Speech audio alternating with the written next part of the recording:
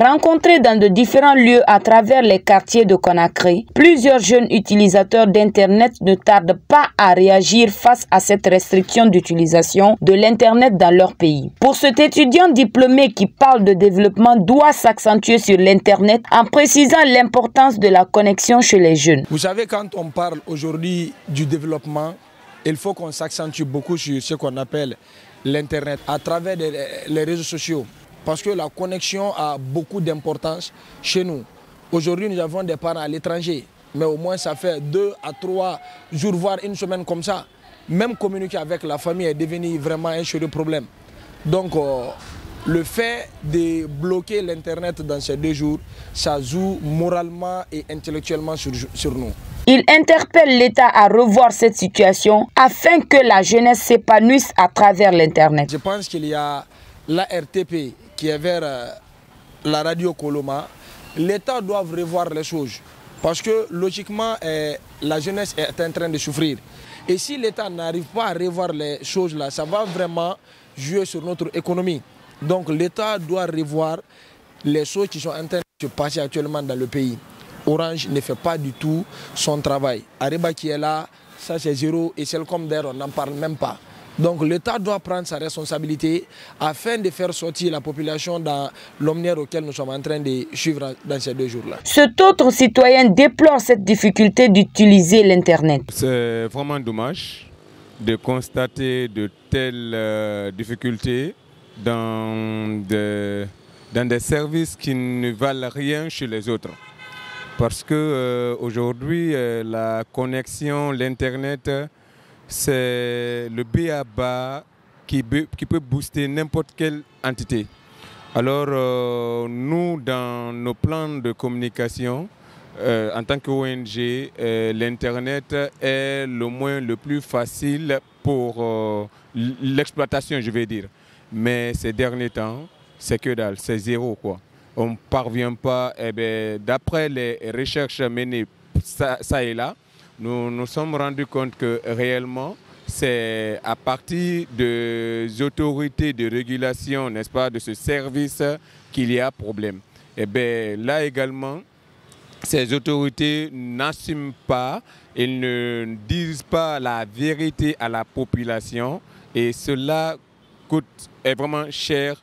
Parce que vous n'êtes pas sans savoir qu'aujourd'hui, plein d'entreprises sont dans le e-commerce, par exemple. Donc, ça veut dire que c'est à partir de là qu'ils engrosent leurs bénéfices, leurs intérêts. Je peux imaginer combien de ces entreprises aujourd'hui se sont retrouvées avec un chiffre d'affaires assez bas. Selon lui, les autorités doivent respecter les consommateurs en revenant sur leur façon de faire. Les autorités là doivent respecter la population.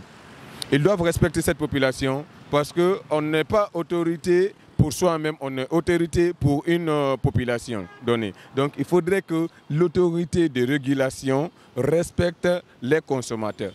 Mais c'est vraiment pathétique, c'est vraiment décevant que les gens se comportent de la sorte. Il faudrait qu'ils reviennent à la raison. Il faudrait qu'ils reviennent à la raison, qu'ils sachent que réellement, certes, on veut faire du mal à une entité donnée. Mais en faisant du mal à cette entité, il y a d'autres aussi qui payent les pots cassés. Donc il faudrait qu'ils relativisent leur manière de faire.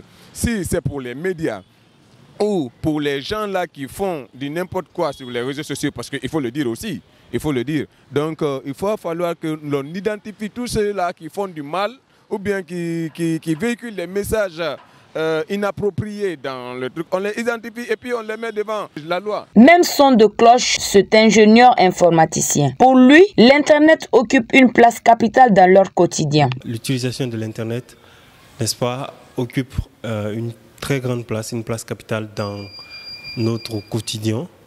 Donc le fait de bloquer ça ou de brouiller l'utilisation, cela joue, n'est-ce pas, très considérablement sur le quotidien des gens. Il donne d'abord les raisons de cette restriction liée à l'utilisation de l'Internet avant de passer un message à l'endroit des autorités d'ouvrir l'Internet aux internautes. Mon message, c'est, puisqu'il est dit qu'il y a un adage qui dit qu'il n'y a pas de fumée, tant pour moi, sans feu, alors s'ils ont, n'est-ce pas, eu à bloquer, n'est-ce pas, certains sites ou à faire en sorte qu'il n'y ait pas accès complètement à l'Internet, c'est parce qu'il y a eu exagération d'utilisation ou qu'il y a eu des manquements dans l'utilisation.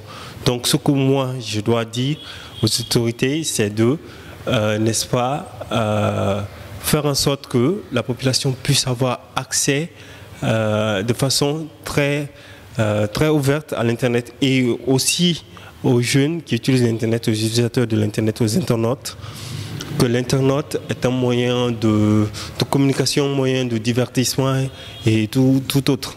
Voilà, ce n'est pas un moyen où c'est-à-dire une voie par laquelle les gens passent pour, n'est-ce pas, attaquer des personnes ou s'injurier ou ainsi de suite, faire des comportements malsains. Il faut souligner que de nombreux internautes en Guinée sont restés plusieurs jours sans avoir accès à l'Internet dans leur téléphone.